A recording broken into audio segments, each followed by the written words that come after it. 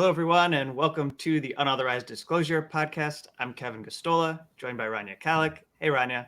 Hey, Kevin. And this week, we're really pleased to have joining us Kshama Sawant, who is a member of the Seattle City Council. She's also a member of Socialist Alternative. Thank you for taking some time to join us. Thank you for having me. And so let's begin here with, let's start with the news. This isn't exactly why we invited you on, but I'll start with asking about the news from Bessemer, Alabama. We're seeing I think they look like rather celebratory headlines from the establishment media suggesting that this was a massive victory for Amazon without any acknowledgement of some of the flagrant acts that occurred on the part of Amazon to try and undermine, and looks like they were successful in thwarting the union vote that took place at this plant in Bessemer, Alabama. And since you followed Amazon closely, they've been an opponent of you politically. What's your reaction to the outcome here in Bessemer? Thank you for asking me about that. I mean, of course, this is 10 a.m. on Friday, April 9th. As of now, I think about 50% of the ballots are left to be counted, and the union drive is appearing to be heading towards a devastating defeat. And I think that as we see mass movements arise, including real upheavals inside the labor movement with new forces of non-unionized workers like Amazon warehouses attempting to unionize, I think this is a really important moment of political education to understand that a corporation like Amazon is not going to accept something like unionizing of the workforce with some kind of understanding that, oh, this is good for workers, it is good for business. I think the first lesson here is to take account of the fact that Amazon used its unimaginable wealth and power, which of course has actually exploded since COVID, while millions have gone hungry, and it unleashed that wealth and power in Bessemer to crush the effort from the first union at Amazon in the US, because not only did they oppose that union in Bessemer, Alabama, but because they know that a shining example of workers' victory doesn't remain isolated in one city and as one instance, but that it spreads nationwide. The ruling class, the capitalists, the billionaires, and the millionaires, they have seen this over and over again. They understand, as should we, that when we win victories, it spreads because the example of workers organizing successfully and winning victories despite the opposition of the ruling class is so powerful. And we have to also understand, bottom line, what is happening here in Bessemer is that Amazon stole this election. They pressured city officials to change traffic light patterns at the warehouse gates to stop union organizers talking to workers. They relentlessly pressured postal employees to install an illegal mailbox at the warehouse. And then they lied to workers about the deadline of the vote so they would cast votes early.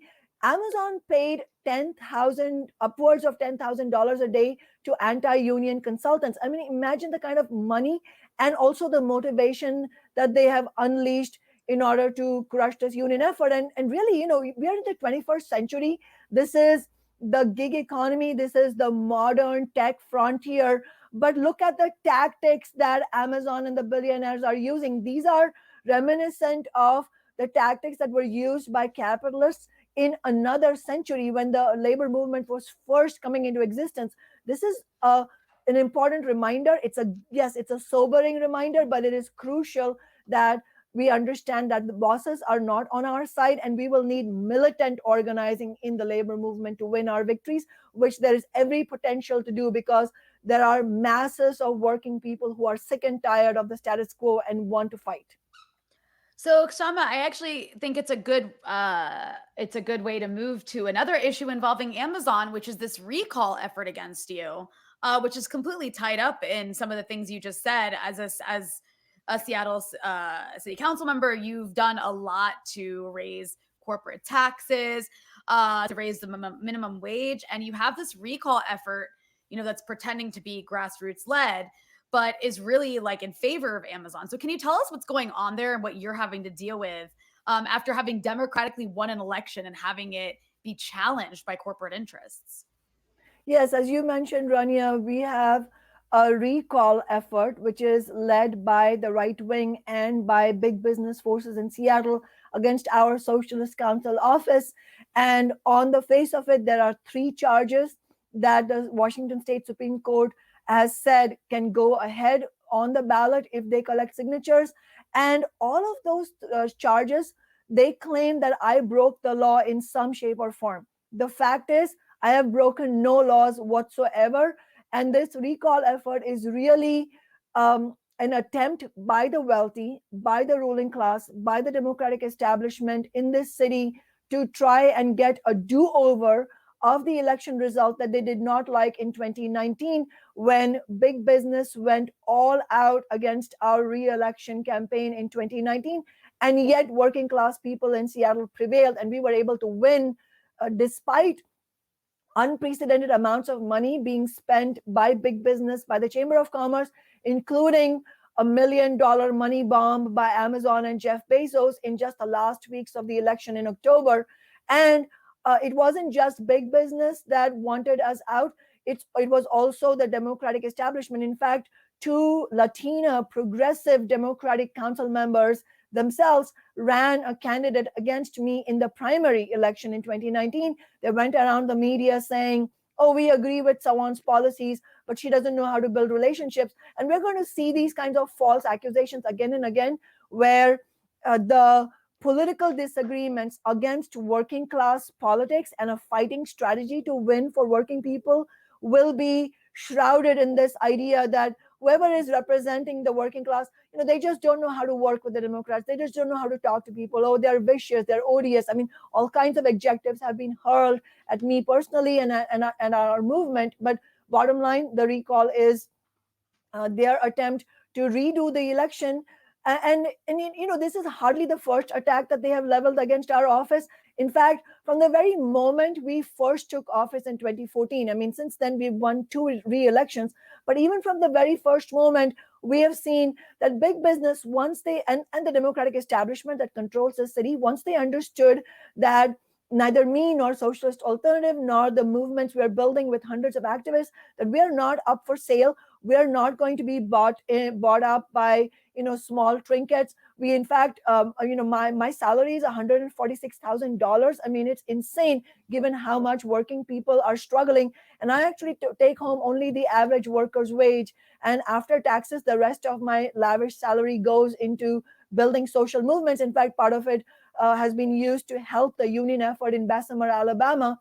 And what they don't like, what the ruling class does not like, is that they can neither get to co-opt us, nor can they marginalize us. In fact, on the basis of having a fighting strategy and using our office as a base for organizing thousands of working people, we made Seattle the first city to win the $15 minimum wage. Last year, we won the Amazon tax that you mentioned, Rania, which taxes not only Amazon, but other big corporations to fund social housing and the Green New Deal projects. And in addition to all of this, we have won a whole host of renters' rights that were thought of as impossible.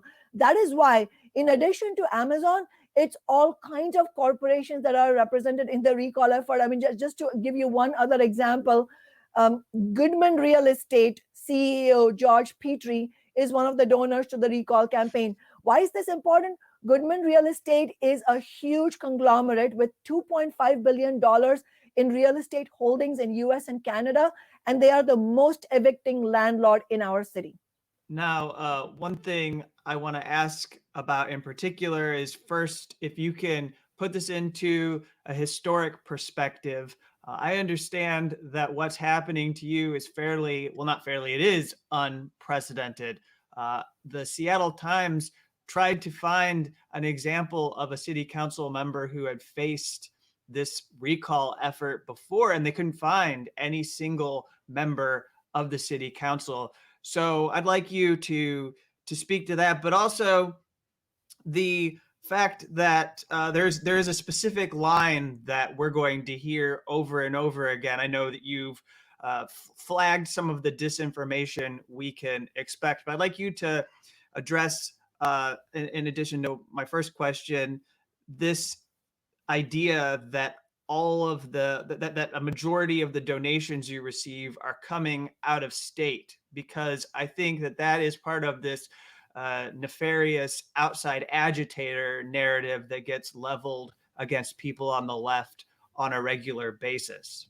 Yes, what they leave out when they peddle these lies and misinformation about who the donors are, they don't tell you that, first of all, the amount of donations, the dollar amount and the number of donors that we have from our district, District 3 in Seattle and citywide, is far more than what the recall campaign has, because we have, the politics that we have represented, the victories that we have won are not only popular amongst the vast majority of working people in our district and our city, but also many of those working people themselves have been mobilized as forces in this struggle, because otherwise we would not have won. I mean, we don't win these victories on the basis of one person being some brilliant city council member. It's not because just me, it's because hundreds and in fact thousands have fought to win these victories, and many of them are the people also who vote in our city.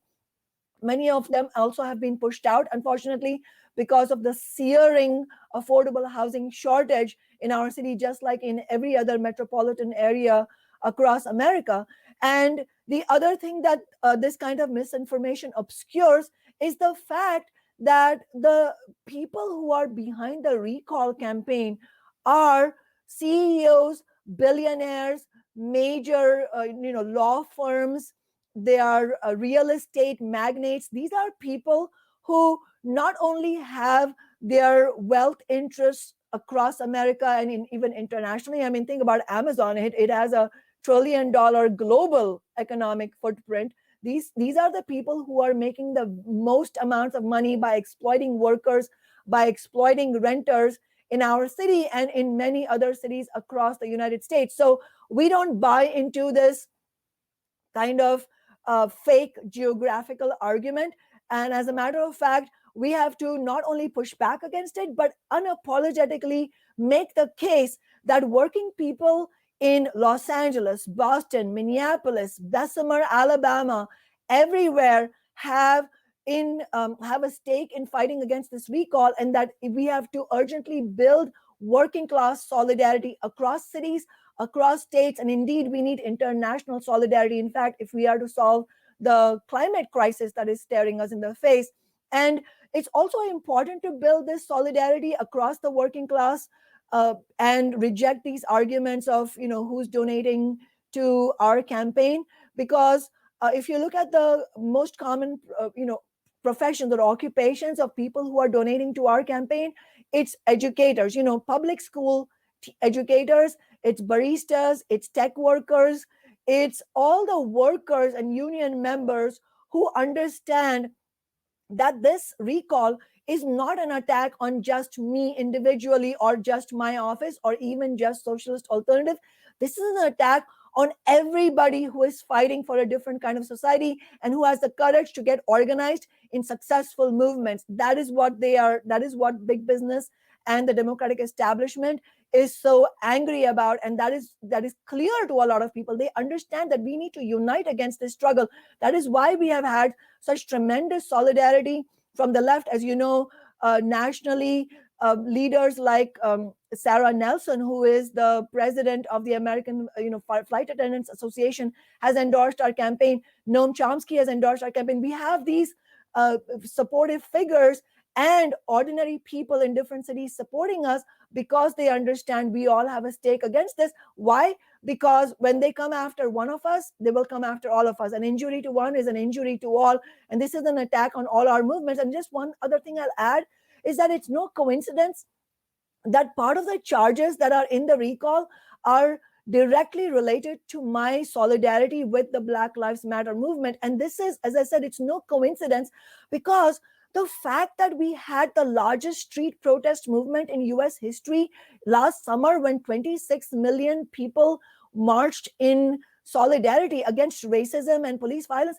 This is, the ruling class is fearful of this. Why? Because it was 26 million people in multiracial working class solidarity against racism. Anything that brings working people together and rejects the divide and conquer that the capitalist class is constantly trying to thrust upon us, that scares the ruling class. And that is why we have to actually redouble our efforts towards building that kind of unity in the working class. It is really incredible to watch the unity of the ruling class here, because you also have the Washington State Supreme Court that's making what look like really biased decisions. And as you've written before and noted, and other people have too that have covered your case, while they've advanced this recall effort against you, they threw out a recall effort against, I'm not sure, was it a Democrat in Seattle or another politician? Not too long ago, they also threw out, like, they're accusing you of, doing something underhanded with these protests, while throwing out any attempt to hold the mayor of Seattle accountable for the horrible treatment of protesters last year. Like, it really does seem like a consolidation of ruling interests, like not just the right wing, but also the Democrats. And it's shocking that even progressive Democrats seem to be participating, which I guess progressive Democrats is kind of like a what's the word I'm thinking of? Oxymoron. Yeah, it is. It's an oxymoron, right? Progressive Democrats, but you have these so-called progressive Democrats. I guess has there been any support from the more left-leaning members of the Democratic Party in your favor, or have they been mostly silent on this, or what's been the reaction from that wing of the Democratic Party that we keep hearing is growing so much? Well, we haven't had support from elected leaders in the Democratic Party. Like, for example, the city council in Seattle is 8 progressive Democrats and me, 1 socialist. None of the council members have supported the solidarity campaign against the recall so far. We hope that they will.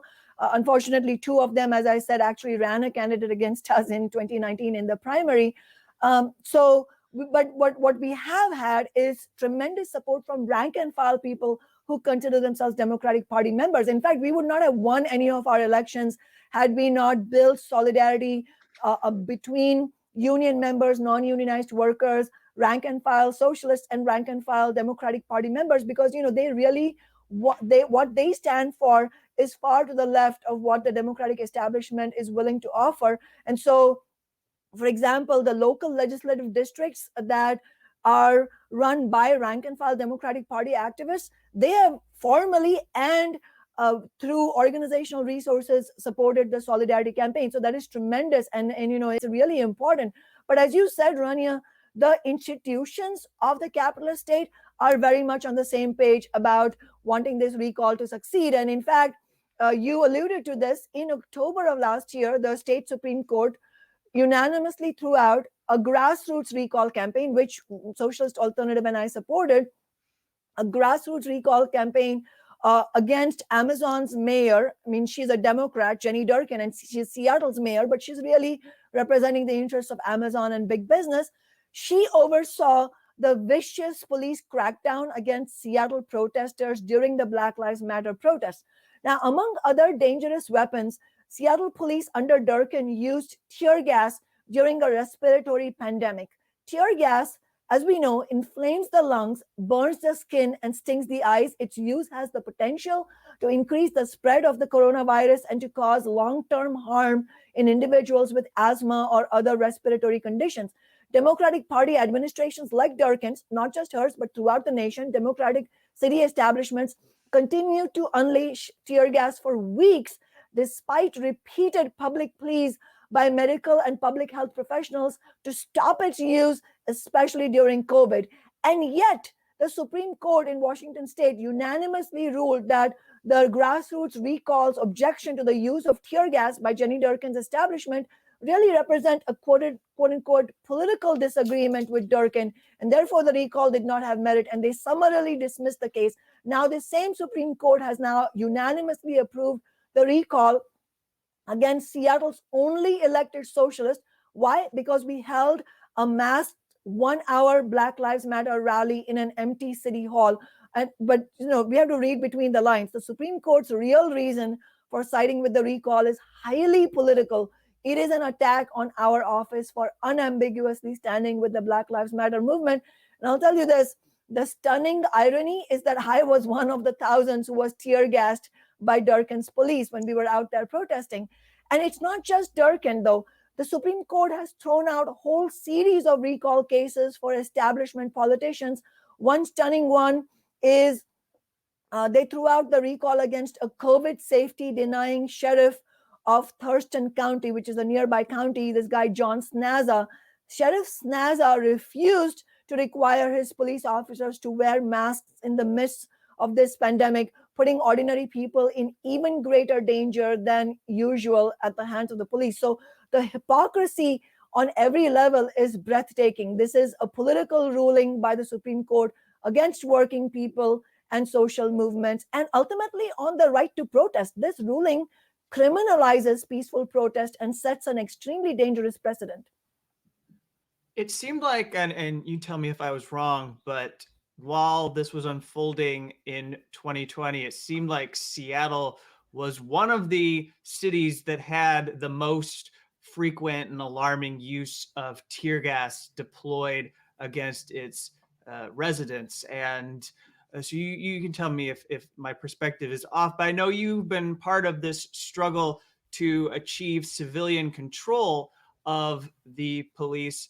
So within this context of how we're seeing the solidification of ruling interests in Seattle, can you go back to 2020 and the last several months and share with people how Democratic politicians have been undermining these gains that were made possible by the movement in this uprising that sprouted or was sparked by what happened with the murder of George Floyd? Because I know that there were things like banning tear gas, there were other measures. And in the news, though I'm not part of Seattle, I've been able to follow and glean that those reforms were just being completely reversed or watered down almost immediately. I think you're absolutely right about a lot of the things that have happened in Seattle, and I'm happy to go over them. As far as whether the unleashing of tear gas was the worst one or among the worst in Seattle, I'm sure it was among the worst. I'm not sure if it was the worst, but I wouldn't be surprised. And in fact, a very damning statistic that The Guardian, I think, released last summer was that in the first dozen days of the protest in Seattle, the city establishment, which is controlled by the Democrats, there's no Republican stronghold here. The city establishment spent $6.3 million in police overtime because they were that's how much they were over policing the protests, not to mention the weapons they were unleashing against peaceful protesters. And I know New York City police also has a similar damning statistic that was released by that article. I think over $100 million actually in the first dozen days of the protest. So it really what this reveals is, and this goes back to an earlier point that Ronnie was alluding to, which is that the state, the capitalist state, has its various organs, the judicial system, the police, the military. All of these, at the end of the day, their primary task is to uphold the status quo, uphold the stability for the capitalist system. So that's what we have seen. It's for a lot of people who may have not agreed about the demand to defund the police initially. I think the way the police, under the direction of the establishment, were targeting peaceful protesters, I think that opened a lot of the eyes of people that, oh, look, wait a second, I'm understanding now that the police are not, as a force, their primary task is not actually to protect peaceful citizens, is actually to uphold the interests of the state. And when there are upheavals from the bottom because of the dissatisfaction, the frustration, and in fact, anger at this point about the status quo, not just about racism, but economic injustice and about just the way society is dysfunctional, when those upheavals come in the form of street protests and people start losing their shackles of fear, that's when you see the ruling class deploying its various organs to try and stem the tide. And so it's not a coincidence that last year we saw this, really inspiring movement, but at the same time you saw the deploying of state forces, with over 14,000 Black Lives Matter protesters facing arrest. I mean, this is a stunning number, and that's happening because they are using the state forces against them. And so I think the similar reasoning applies to the Democratic establishment as well. I mean, just to give a background quickly, when we were elected into 2014, our first year in office, we had mostly a very overtly pro-corporate Democratic council members. There were still no Republicans. This is a Democratic Party stranglehold, this city. I mean, it's really just beyond any question that is true. And it is, again, there were 8 Democrats, 1 socialist, but 1 or 2 of them were somewhat left-leaning. But for the most part, they were overtly pro-corporate. But the influence of socialist politics, because we forced the Democrats to reckon with our ideas, and because they were so popular and we were winning victories, the Democratic establishment was forced to adapt itself to the changing times. So slowly but surely, since the 7.5 years ago, what we've seen is an exodus of the more overtly corporate council members, and we have now what are called progressive Democrats. And it's true, there are differences between the progressive Democrats and the overtly corporate council members. The progressive Democrats don't take money from big business. They have progressive rhetoric. They sometimes go on labor picket lines. They will talk, they will have some of the pro affordable housing talking points. And during BLM, when the protests were strong out on the streets, that put intense pressure. We saw this on the Minneapolis City Council and the Minneapolis corporate mayor as well. The Democratic establishments in city after city, they were feeling the heat from millions of people being out there. I mean, that was a serious moment where, the base of America is questioning the leadership of these corporate parties. I mean, that's a moment of, for the ruling class, it's a moment where they have to scramble to restore stability of their own rule. And at that moment, and this is what you were alluding to, Kevin, the Democrats in Seattle, they made all kinds of promises. I mean, you can't get by a day without them saying Black Lives Matter. They were shed tears during Black Lives Matter press conferences last summer, saying, I'm so sorry, I voted for the racist police contract 3 years ago. I will do better now. And then what you saw was, again, a reneging of the promises they made. So, for example, one of the promises they made, along with me, because they were under pressure from the movement, was to defund the police by 50%. And a few months later, gone. That promise was reneged.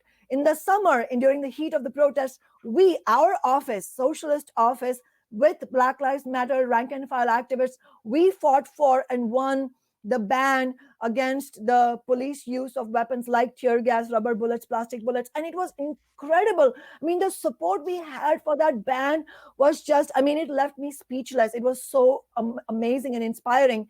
And then just 2 months ago, these progressive Democrats, they gutted that ban as well. So you see this over and over again. In fact, it was because of the BLM protests that we were able to win the Amazon tax, despite the opposition of the Democrats. And in January this year, we again had progressive Democrats from the state legislature threatening to reverse the Amazon tax. They haven't succeeded in it yet, but you can see how ultimately they, regardless of their rhetoric and their differences with the more staunchly corporate Democrats, ultimately what they do primarily is uphold the interests of the state. I think. So are you enjoying listening to the show? You should be. And if you are, you'll want access to our premium content, which you can find at Rockfin. Kevin, tell them about Rockfin. Yes, we're up on rockfin.com. You can find us there at this URL, rockfin.com/unauthorized dis. And this channel is where we're going to get away from the demonetization that is happening on YouTube.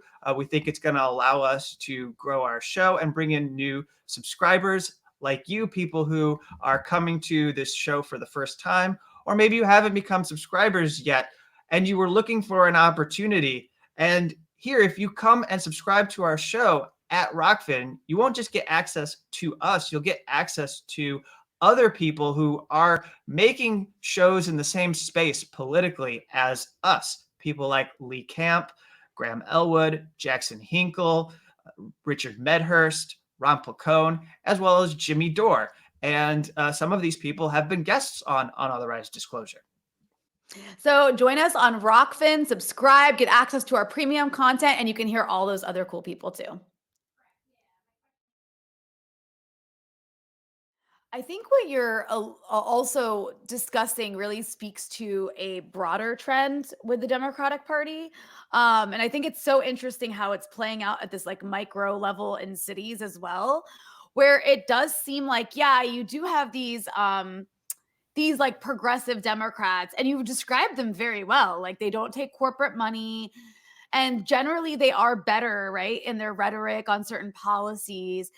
But at the same time, they're still kind of being used, even though the establishment Democrats don't like them necessarily, they're still being used to, and you can disagree or agree with me on this, but to really take the base that you've cultivated, that people like you are able to cultivate, that are outside of this party, and try to reel them back into this capitalist, corporate, pro-imperialist, pro-police party. And I don't know if they necessarily know they're playing that role all the time, but I guess my broader question is, would you agree with that? And then also, like, how do we deal with that? Like, how do people who organize and are affiliated with parties like you are outside of the Democratic Party deal with that? Because it does kind of work. Like, there are a lot of people, I think, who end up staying in this party because they see someone who's saying they're progressive and won't take corporate money.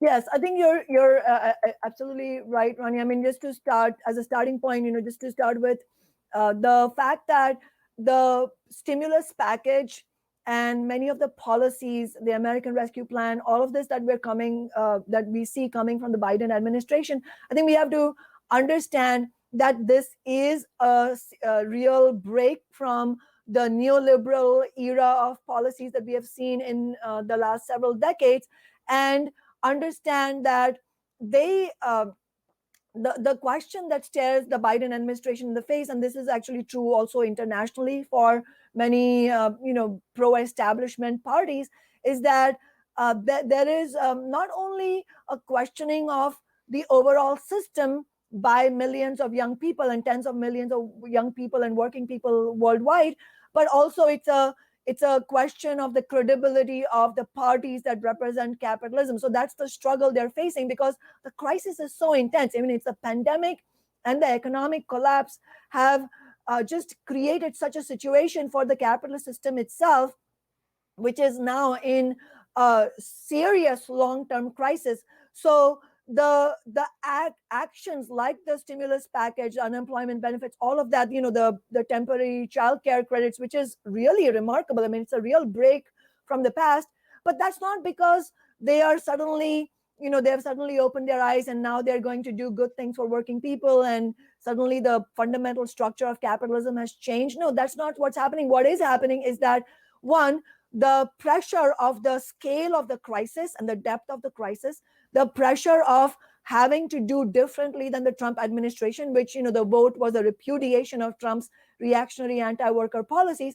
All of that is putting pressure on the Biden administration to deliver something, but ultimately also to shore up their own system, which is in such deep crisis.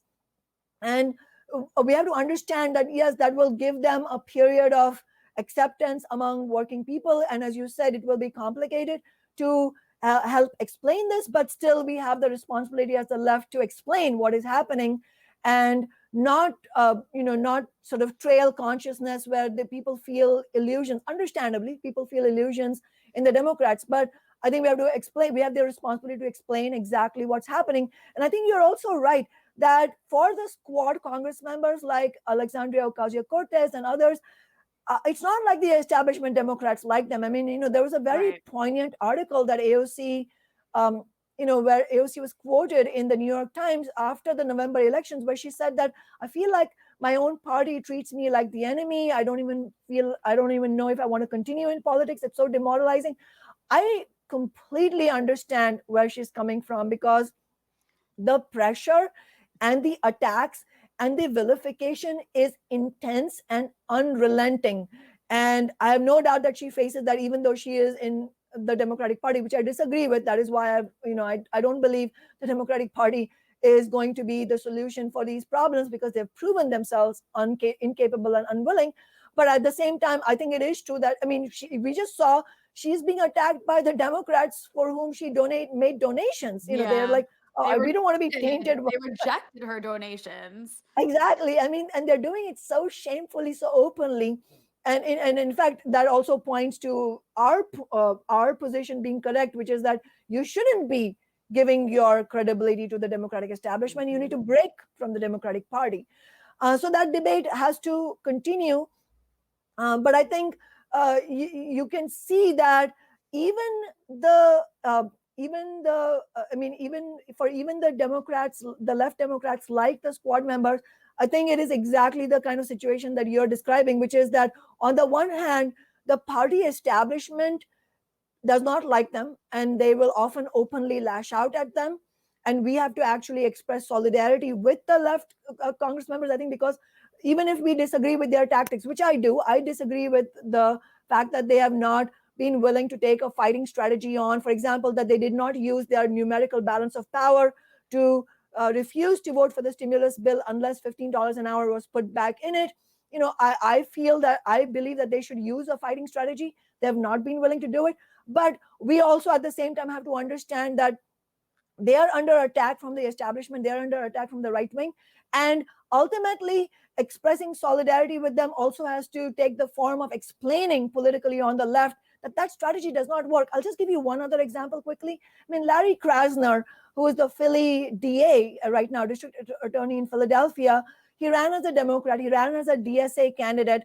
And a lot of the rank and file of DSA correctly fought for a really important program of reform on the question of the police violence and the criminal justice system, including something that Kevin mentioned earlier, which is an elected civilian oversight board with full powers over the police, which is something that my office is also fighting for, and Socialist Alternative is as a whole.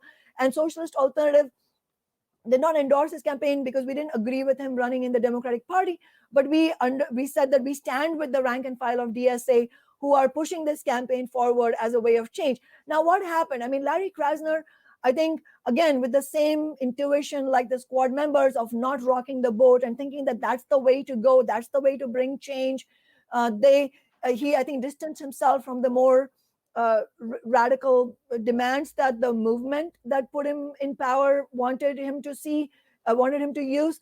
But what's happening nonetheless, even though somebody on the left tries to water down their politics to keep the establishment happy, that does not make the establishment happy. And in fact, the Democratic establishment is now running a notorious, a former homicide DA against Larry Krasner because they don't like even the mild changes that he wants to bring. So all of this shows that this kind of don't rock the boat, let's get the establishment support, that strategy is not going to win us $15 an hour, Medicare for all, or police accountability. We are going to have to fight independently, and that is why we need the left to grapple with the question seriously about a new party for working people. So I do have a substantive issue I want to have you address before we conclude, but along this line, I wanted to include, so I'm in Chicago, and I'm not expecting you to comment on Chicago city politics, but I want to ask you a question about the way in which these crises and let's say these uprisings have been seized upon by the Democratic Party to rebrand themselves, try and develop their street cred among people who are progressive minded or even more left leaning. We've been touching upon it somewhat, but people like milestones here in Chicago. Our mayor is Lori Lightfoot. She was lauded as a step forward because she was elected as the first Black lesbian mayor of Chicago. But I think that that identity is something that corporations are seizing upon to basically whitewash their own corporate agendas, their agendas for promoting their capitalist uh, uh, objectives. And I just would like you to share any of your own on the ground experiences in Seattle with this tactic, because I do think it's very potent and it has set back a lot of the I'd say struggles that progressives are trying for. For example, here in Chicago, uh, we're one of the only cities in the country, I think, if not the only major city, who refuses to have a elected school board. So the teachers union has been fighting viciously for some form of democracy. Uh, and they've been thwarted entirely because Lori Lightfoot is an appointee of former Mayor Rahm Emanuel. And if people could have seen her for that instead of just her identity, I think things would be a lot different. So I don't know if there's really anything that you need to say, but I'm curious about this struggle as it exists on the ground in Seattle around the way progressives or Democrats will brand themselves to mask their corporate ideology. I think this is a very, very crucial question of our times. And in fact, if the left as a whole, but especially the socialist left, does not clarify our positions on the need to build working class solidarity and fight against oppressions, and not and we do, if we don't understand that we should not bend to, as you said, this kind of corporate ideas of trying to co-opt movements, it will be a historic failure. And as you said correctly, I mean, what we are seeing right now is not just um, not just incidental or somewhat of a rebranding attempt to rebrand both the capitalist system itself and the institutions that represent them, but it is a very, very conscious and systematic project that is underway.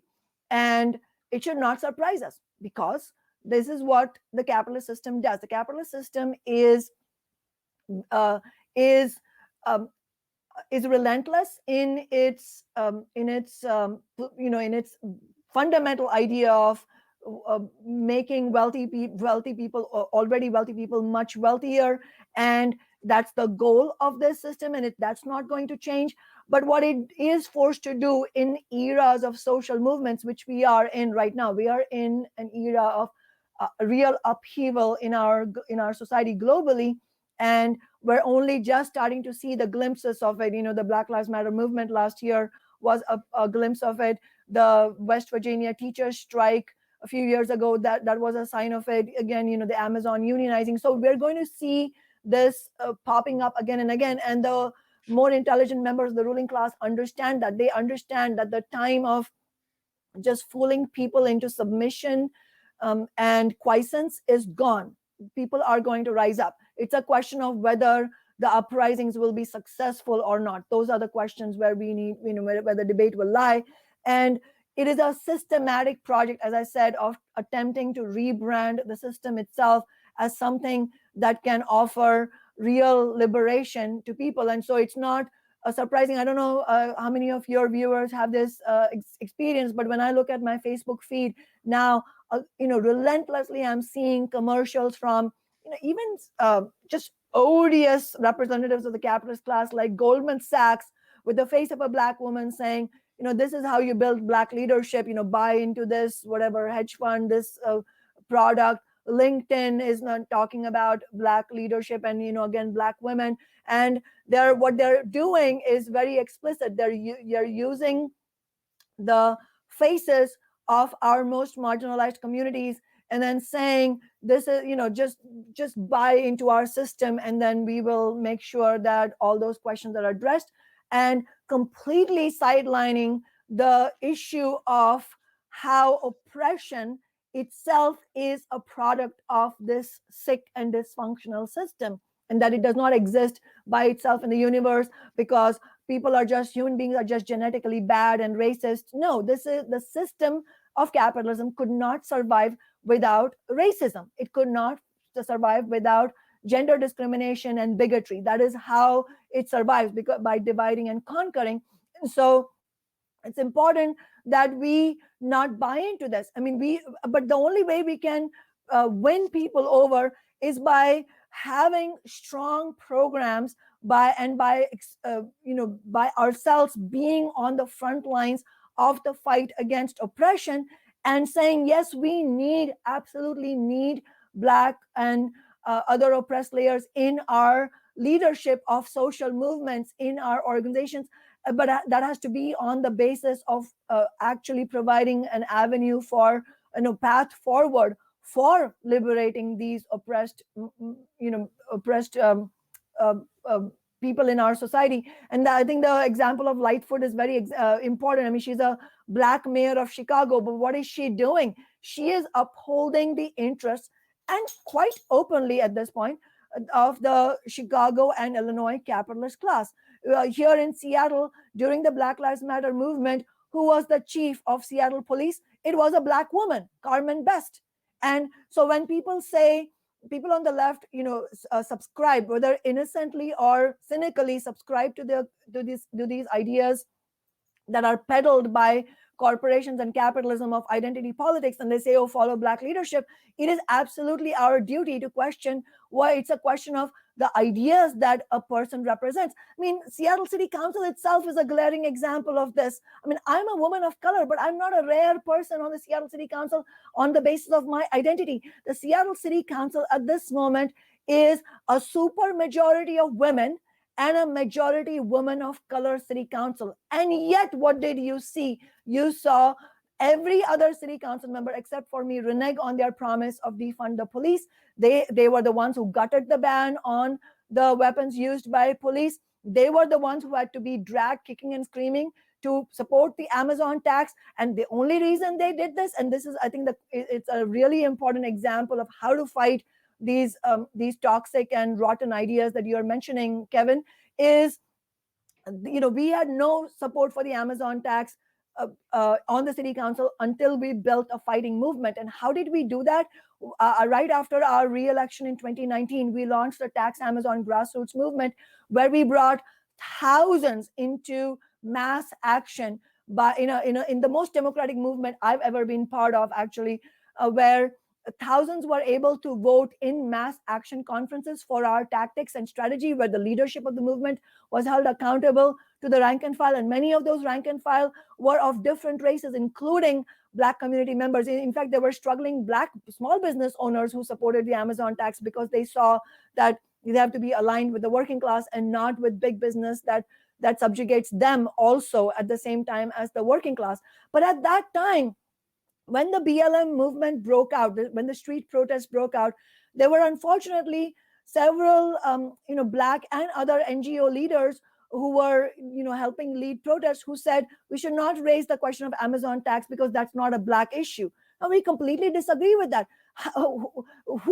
Which is the community that is the most disproportionately affected by the lack of affordable housing, by the homelessness crisis, and by the gentrification in our city? It's the Black community. And so for Black leaders to say that the Amazon tax is not a Black issue, no, we don't agree with that. But what we did was, rather than have a really really angry debate, what we did instead was, look, we don't agree with you, but we should go to the working class, the Black working class themselves directly, and they can decide. We will get the feedback from them, whether they agree with us or not. And what happened was truly phenomenal. We collected 20,000 signatures to our Tax Amazon ballot initiative petition in 20 days at these protests. In other words, 1,000 signatures a day at the Black Lives Matter protests. And our people who are collecting these signatures, they report that it was actually much more excitedly received by Black working class people, but by the whole working class. It was an incredibly popular demand, and the clipboards were practically flying from our hands. Hell yes, let's tax Amazon, because I know that police brutality and racism goes hand in hand with our economic subjugation as well. And so That is the kind of powerful grassroots solidarity that we have to build. And I'll just add one other thing. 70 million people, Americans, voted for Donald Trump. Now, unless we're going to make a completely absurd and unreal argument that they are all irredeemable reactionaries, a very serious question that faces the left is, how are we going to win over many of them into a working class solidarity with other people? So in other words, how are we going to build a movement against capitalism, against oppression? How can we build that kind of unity on a principled basis? We're not going to be able to do that on the basis of identity politics. It has to be working class politics against oppression and against capitalism. So I imagine that a large percentage of those people who did vote for Trump are going to find themselves being victims or survivors of this eviction crisis that is bearing down upon this country. And I know we need to wrap up our show. You've given us plenty of your time, but I'd like to make sure we get this in because it receives so little attention in the wider media. And you've been working on tenant rights issues in Seattle. A lot of, I just attribute to you a lot of what you and other organizers in Seattle have done in the last decade is really lay down a marker and set an example for a lot of other bigger cities, if not smaller cities, for the kinds of organizing that needs to take place. You do a lot more of showing than telling, which I think a lot of groups tend to do, is lecture people on what needs to be done. But we've seen real action from within Seattle. So why don't you wrap us up here by describing some of the initiative you are taking and other you are taking to protect the tenants, again, within that context of the corporate domination that exists in the city of Seattle, against the gentrification that is spurred by these massive companies and the way they want to develop these areas. I think which is really important. It's a very crucial point in history right now for renters, and it's it is really dire, the crisis that renters are facing. As we know, there is, in fact, it's not just the left that's saying is, in fact, this has been reported on corporate media, that we are staring into quite possibly a tsunami of evictions unless something is done. And as far as for us on the ground, those of us who are fighting for and with renters, there is nothing that is going to actually put this crisis to, going to stem this crisis unless we fight to cancel rent and, in fact, cancel COVID debt and actually build solidarity with working class and middle class homeowners who may be about to face foreclosures. And we're starting to see that pop up as well. And it's important to understand also who's doing the evicting.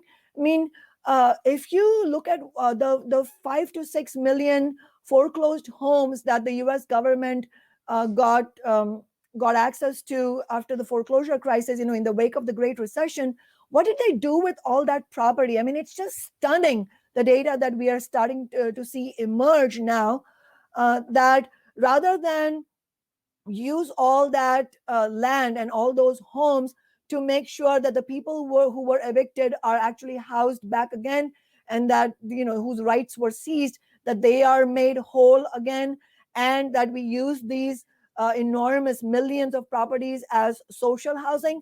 What the U.S. government did, and again, this shows that it is representing the interests of capitalism, they instead gave these homes at very low rates to private equity firms and real estate conglomerates.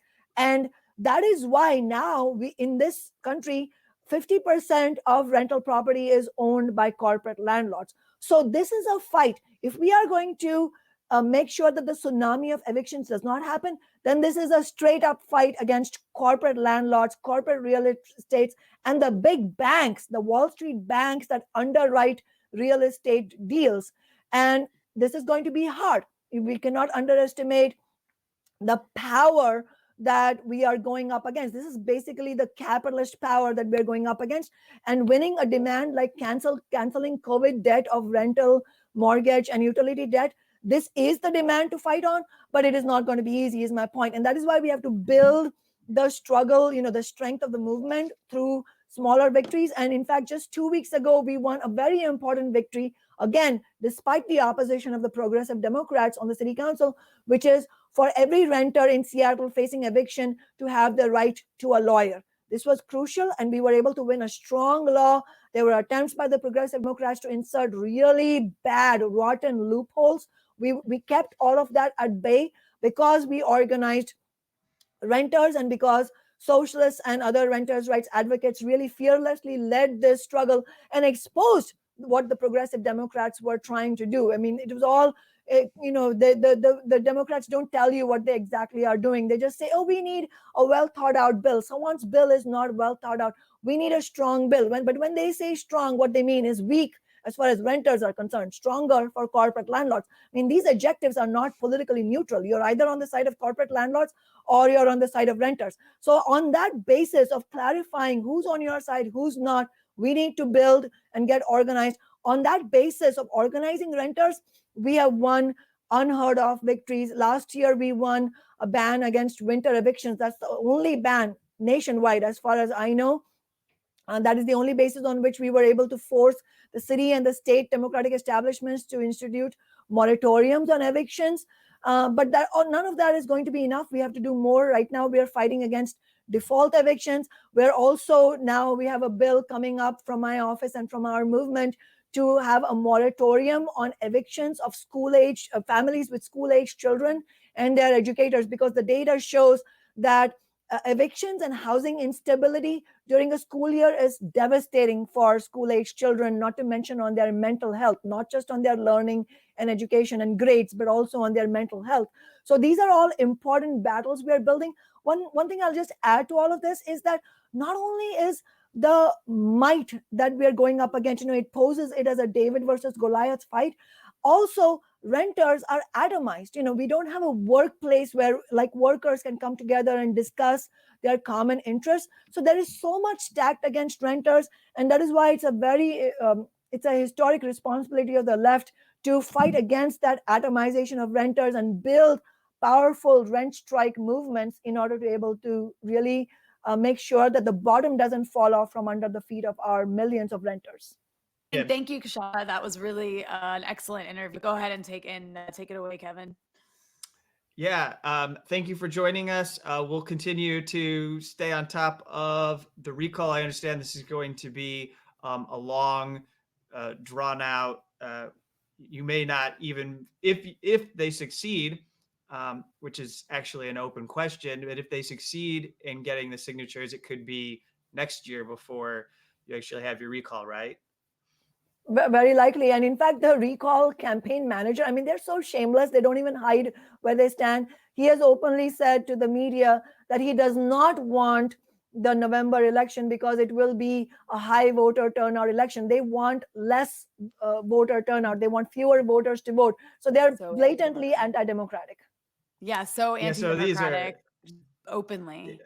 I mean, it's GOP voter suppression tactics. Like very, very, let's have the least amount of people in the pool who can go out and participate. So thank you.